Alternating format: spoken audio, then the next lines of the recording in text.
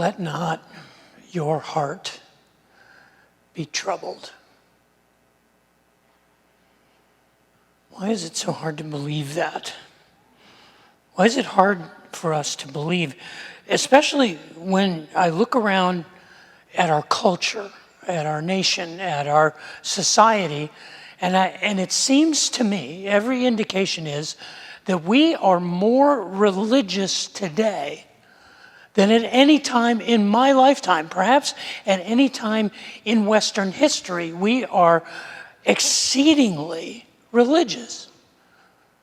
Now, I know what the statistics say. The statistics say that traditional faith and expressions of faith and church attendance and belief in Jesus are in severe decline, especially among younger generations. The desire to be a part of organized religion has virtually evaporated in our culture. And yet, when I look around, I see people stealing my major. We are more religious today than at any time in my life. It's politicians act more like preachers than political leaders. People in the media behave and preach more sermons than give information. And I'm seeing religious behavior all around me like never before in my lifetime, and perhaps never before in the history of Western civilization. You may say, the reason for that is a mystery. But I say, no, the reason for that is the mystery. See, it was in 1982 that a genius engineer, architect, social observer named R. Buckminster Fuller published a book called The Critical Path. And in The Critical Path, Buckminster Fuller proposed an idea that suggested that human knowledge was constantly increasing. And his observation and his calculation led him to believe that up until the 20th century, up until the time of the Industrial Revolution, human knowledge had doubled every 100 years or so. But he noticed that in the wake of the Industrial Revolution, as Western society grew out by the end of World War II, he estimated that human knowledge was no longer doubling every 100 years, it was doubling every 25 years. By the time that he wrote the book, The Critical Path, in 1982, he estimated that human knowledge, the entire aggregate of what humanity knows, was no longer doubling every 25 years, it was doubling every 18 years.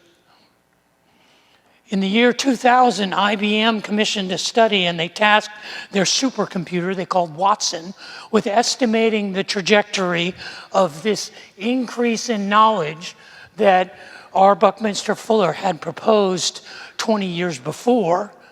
And they estimated in the year 2000 that human knowledge was increasing, doubling every 12 to 18 days. Months.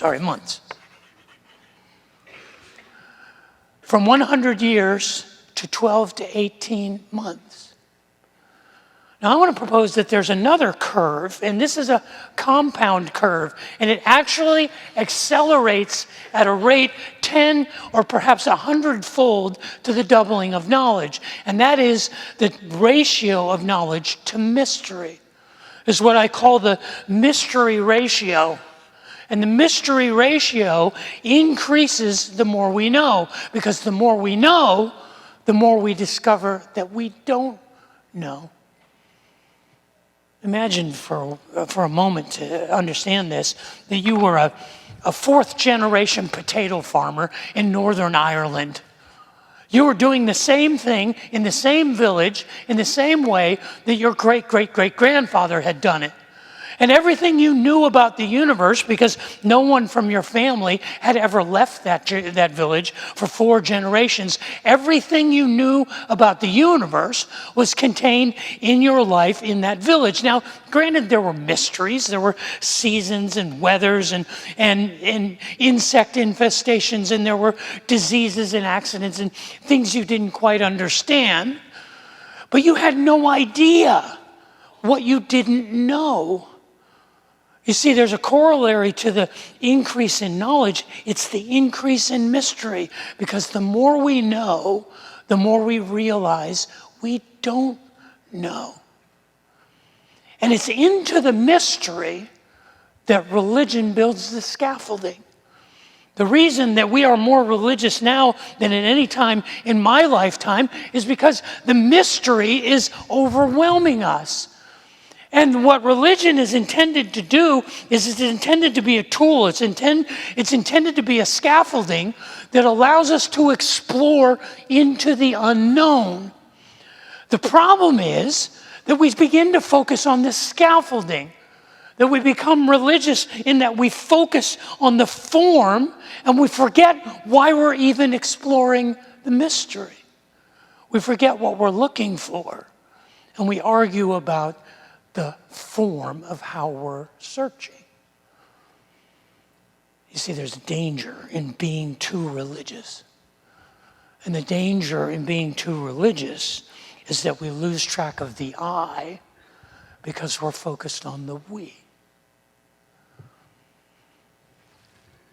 Why is it hard for us to believe?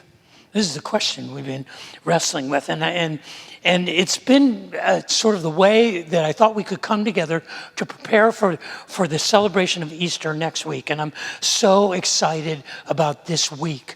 Our team has put all of its effort into creating events and creating experiences this week, during this Easter week, that I believe are worth carving out your time for, whether it's coming to the Passover Seder or coming to the Garden Experience or coming to the Good Friday service or coming with your friends and family to one of the 3 services on Easter Sunday. This is our A game. This is the time when this is what we celebrate, and I'm looking forward to it. And the way we've been preparing is we've been wrestling with an honest question. The question is, why is it so hard for us to believe? And the guide for considering this question has been the Gospel of John. And we've been looking at the stories of people from the Gospel of John who actually lived with Jesus. People who knew him, people who heard his voice, people who saw him perform miracles, people who he physically touched, and yet they found it hard to believe. And they were there with him.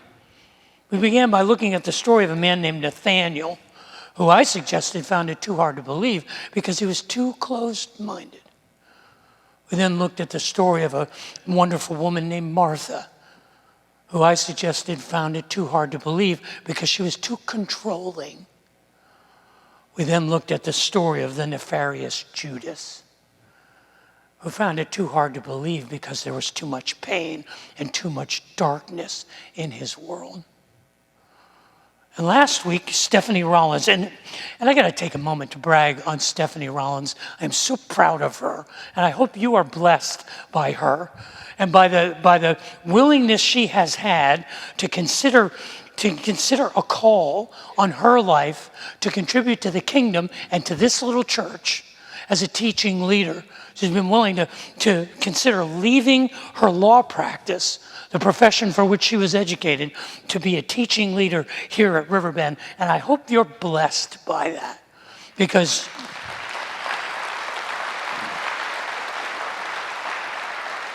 both she and Travis Taylor, I've spent the last 3 years kind of not pouring into them, but kind of punishing them and talking to them about what I believe is a call and a gifting on both of their lives.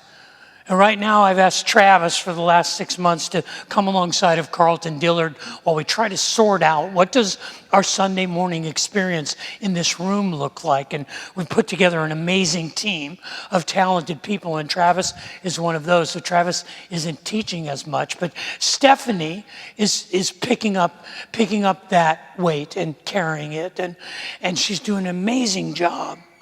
And last week, she led us in an examination of a moment in the life of the Apostle Peter. And she brilliantly pointed out that he found it hard to believe because of his pride. But it wasn't just his pride, it was his pride and his shame, because pride and shame are two sides of the same coin. But today we come to the first of two snapshots of a man named Thomas, the most famous skeptic in the entire Bible. We know him as Doubting Thomas. And I want to suggest that Thomas found it hard to believe because Thomas was confused. And the reason he was confused was he was too religious. You see, we find it hard to believe when we're too religious because the we overpowers the I. We are more concerned with what we are supposed to believe than what we actually believe. This is a tough thing for us to examine, but that's where I'd like for us to go. And before we get into that today, would you pray with me for a moment? Father in heaven, I would ask that the words of my mouth and the meditations of my heart would be pleasing in your sight, and that you would use your word spoken by your servant, anointed by your Spirit, to comfort us in a world of mystery.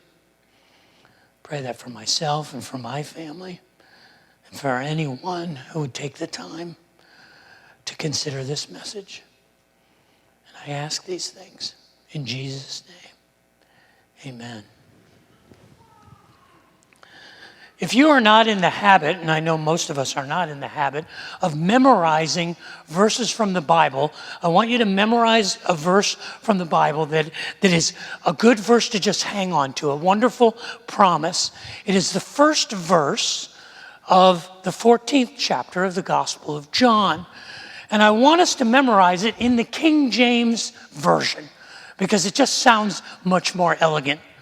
John 14:1 says this: "Let not your heart be troubled. You believe in God, believe also in me." Repeat it after me. Let not your heart be troubled. No, okay. I'm not making this clear. I'll say a phrase, you repeat the phrase. Okay? We got it? All right. Let not your heart be troubled. You believe in God. Believe also in me. John 14:1. Let's try that again. Let not your heart be troubled. You believe in God. Believe also in me. John 14:1. Now let's say it together. Let not your heart be troubled. You believe in God. Believe also in me. Very good.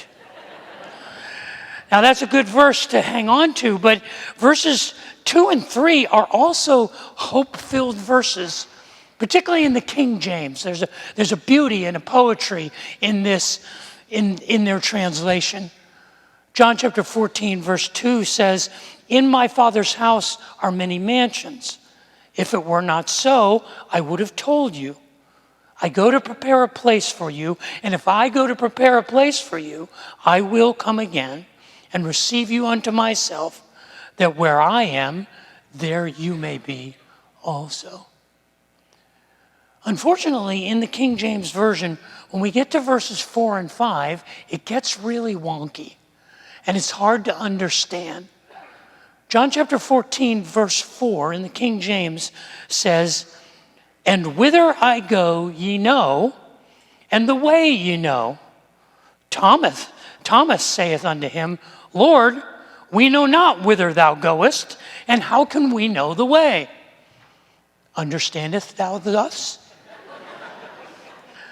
The question that is being asked here is, particularly when we read it in the King James Version, reminds me of something that religious people always do. You can tell when a person is overly religious because they start to speak in code. There's an encrypted language.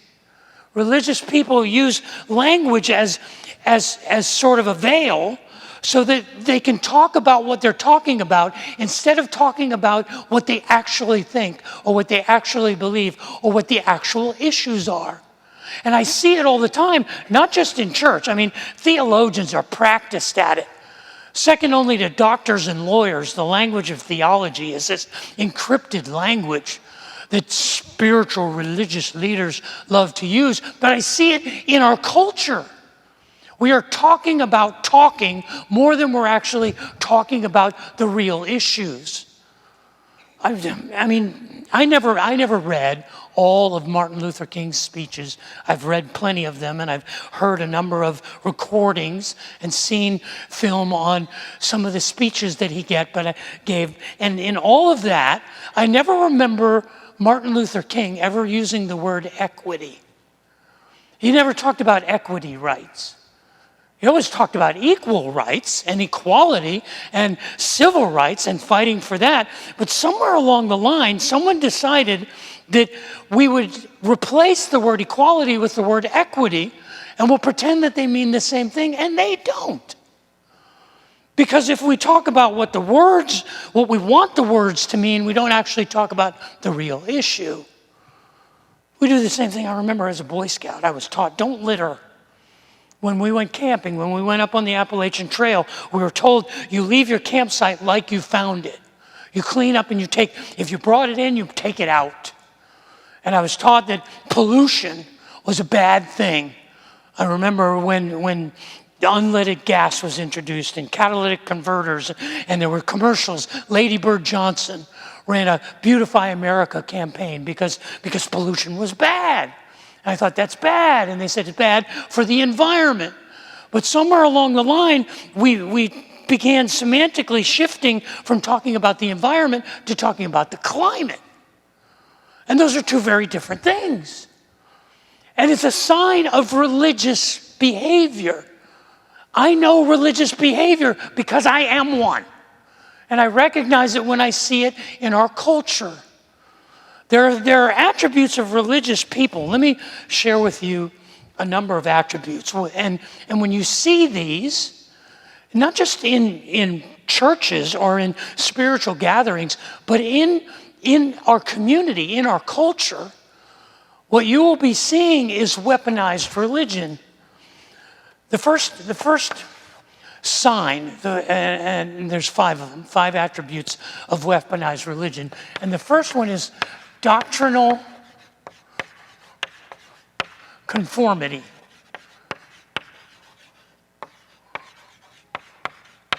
When someone tells you there's only one way to think about an idea, when there's only one way to believe, when there's only one way one right way to think about a subject, they're encouraging doctrinal conformity. Doctrine is simply the aggregation of a number of disciplines and thoughts and ideas. But when a person insists that there's only one way to look at something, they're behaving with a weaponized religion. A second sign is ideological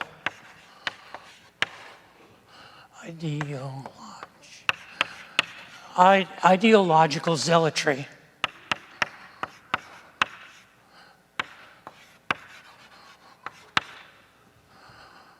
When I make it about how I feel about something rather than the data, rather than the information, rather than the facts, I'm focusing on how I feel about something. That is an ideological zealotry. That is pure religious behavior. There's a third thing, and this one's tricky, and it's associative authority.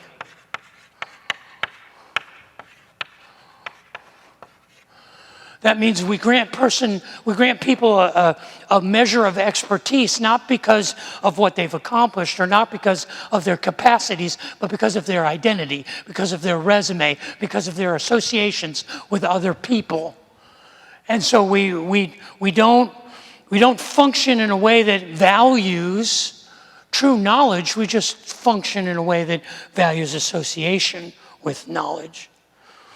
The fourth one, and I'm using insider language for this, but it's eschatological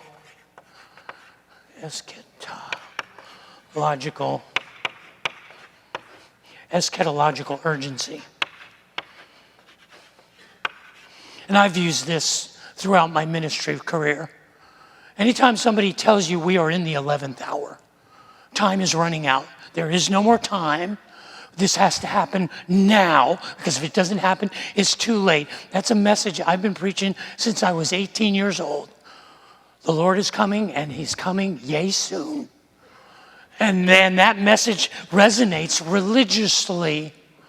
And when we weaponize this idea that there is no time to do it right, we just have to do it now, you're hearing a person who's weaponizing religion. But it's the last one, the fifth attribute, that I think is probably the most dangerous, and it is moral superiority.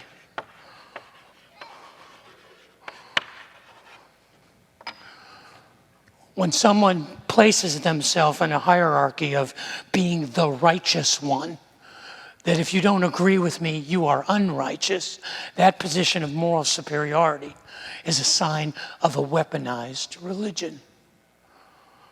Now you may say, but Dave, do you hate religion? No, I don't hate religion. I'm a religious guy. I have spent my entire adult life studying religion and practicing religion and admiring the sophisticated theology and thoughts and ideas of a healthy religious superstructure. But religion is a means to an end. It's not an end in itself. Religion is the scaffolding that allows us to explore the unknown. Religion is the James Webb Space Telescope, and it's an electron microscope. Religion is that thing that allows us to see what we couldn't otherwise see, to know what we couldn't otherwise know. And it becomes a problem when we become so fixated on the mechanics and the form of our religion. Now, granted, it takes intelligent, genius-level engineers and scientists to make the James Webb Space Telescope and to make an electron microscope, and they're to be admired for that. But you can never forget that their purpose isn't just to be a thing. Their purpose is to show us things, teach us things, help us to understand what we do not yet understand. That's the purpose of religion. Religion is a means to an end, not an end in itself. And this is exactly what Jesus is talking about in John chapter 14. In John chapter 14, Jesus says, I'm going away, and you know where I'm going, and you know the way to get to where I'm going. And fortunately for us, down in verse 5, Thomas says, no, we don't know. We don't know where you're going. And if we don't know where you're going, how can we possibly get there? We don't know the way. And then Jesus answers him in the least possible religious answer. He answers them personally, not religiously. He says, I am the way, the truth, and the life. Probably the most outrageous statement that has ever been recorded in human history, certainly coming from the mouth of Jesus, to say, I am, to imitate the name of the Hebrew culture for God, I am the way, and I am the truth, and I am the life. Now, it's interesting that these three words have an equivalency. The Greek word for way is hodos. The word for truth is aletheia, and the Greek word for life is zoe. And they have an equivalency. I am the way, the truth, and the life. And all three of these things are important. But the way I understand them is that aletheia and zoe, truth and life, are an hypothesis to way. I am the way. And the way is to be honest about your life, is a true life. That is the way. The word hodos, it became so central in the thinking of the early church that early in the book of Acts, the church was identified as people of the way, people of the hodos. And in fact, in Acts chapter 24, the Apostle Paul is making a case before the Roman governor, and he says, I am one of the people of the way. I agree with them. And so what is the way? The way is truth and life. You see, what religion does is religion creates an artificiality. And Jesus is saying, no, that's not it at all. What I am inviting you into is a way that is truthful about your life. But it's the end of verse 6 that jams us up. Because at the end of verse 6, Jesus makes this statement. And no one comes to the Father except through me. And that's where we put on our pointy hats and our clerical robes, and we get all introspective, and we say, what does he mean when he says, I am the way, the truth, and the life, and no one comes to the Father but through me? He's obviously creating a bottleneck. He's creating a passage through which people have to pass. And there's three ways to understand this. There's the exclusivist way. And perhaps you've met people, and I know I've found truth in this, and there's truth in all three of these. But the exclusivist way says, if you don't know Jesus, you have no hope. I am the only way to come to the Father. I am the only hope of life after death. And there's truth in that. But you have to realize how far out on the scaffolding you are when you say that. You are out at the top of the scaffolding in a 100-mile gust of wind. Because what does he mean that no man comes to the Father but through me? What does it mean to come through him? What does it mean to come to the Father? And there's a whole breadth of ways you can understand that. A second way to understand it that's equally true is to understand that Jesus is sort of the filter. He is the decider.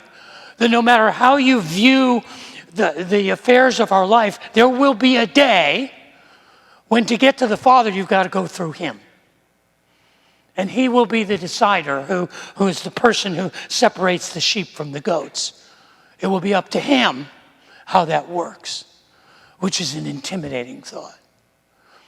But there's a third way to understand it, and the third way to understand it is that Jesus is the template. Jesus is saying, if you want to know the Father, know me. If you want to know what the Father's heart is, know my heart. If you want to know why you are here and what your purpose and your mission in life is, follow me. Because I will show you why the Father made you. And the way that we understand that is we have to read down in verse 7. Because in John 14:7, the verse that people don't read, says, if you really know me, you will know my Father as well. If you know me, you will know your Father. You will know why you are here, your mission and your purpose. And he says, from now on, you do know him. You can know him because you've seen me. And if you've seen me, you've seen him.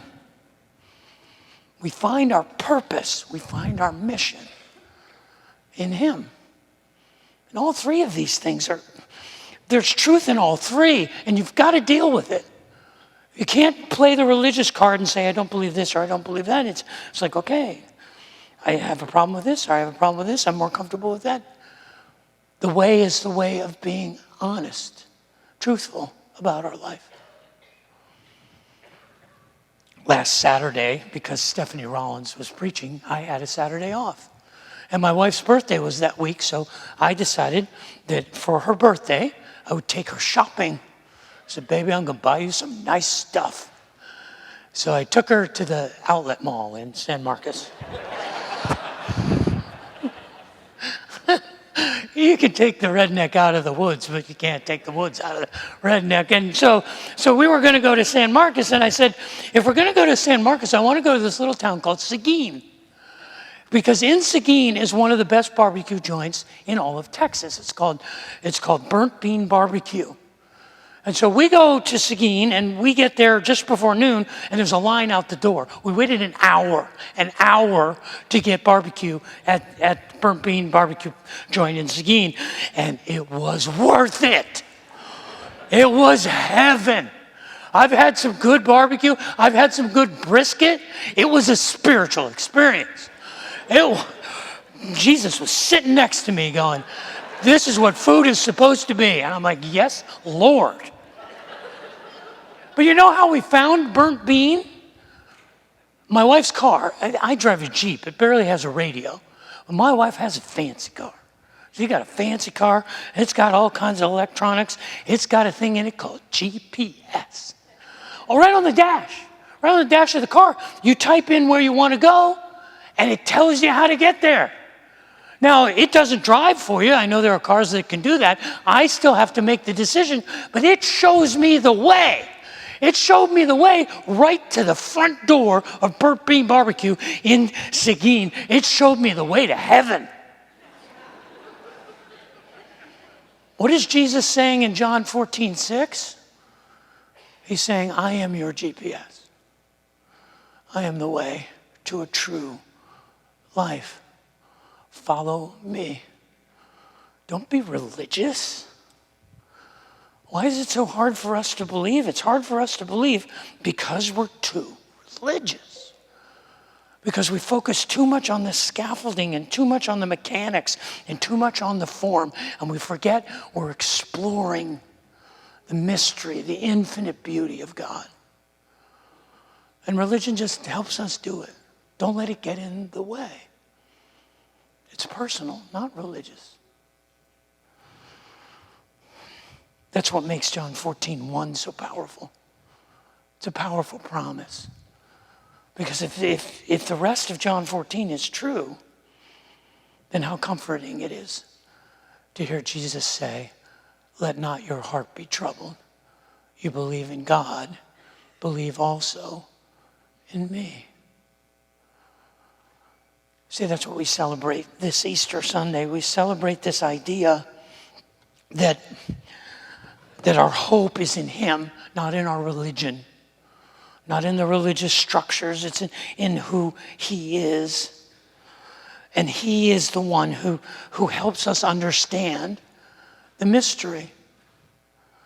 See, I'm a religious guy, and I know religious behavior when I see it. And I look around, and I see a culture that is obsessed with weaponizing religious behavior. I know it when I see it because I'm well-versed in it. And I know why it happens. It's not a mystery. It's the mystery. What the scientists have discovered and what Buckminster Fuller was pointing out almost 40 years ago is that human knowledge was inevitably increasing.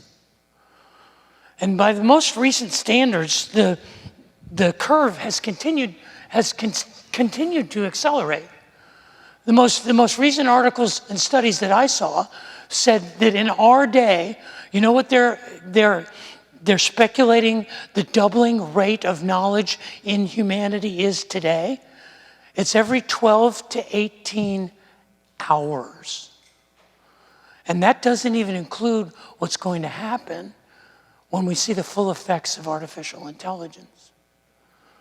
There will be a day, not too far in our future, when what you wake up knowing in the morning will be inadequate to get you through lunch.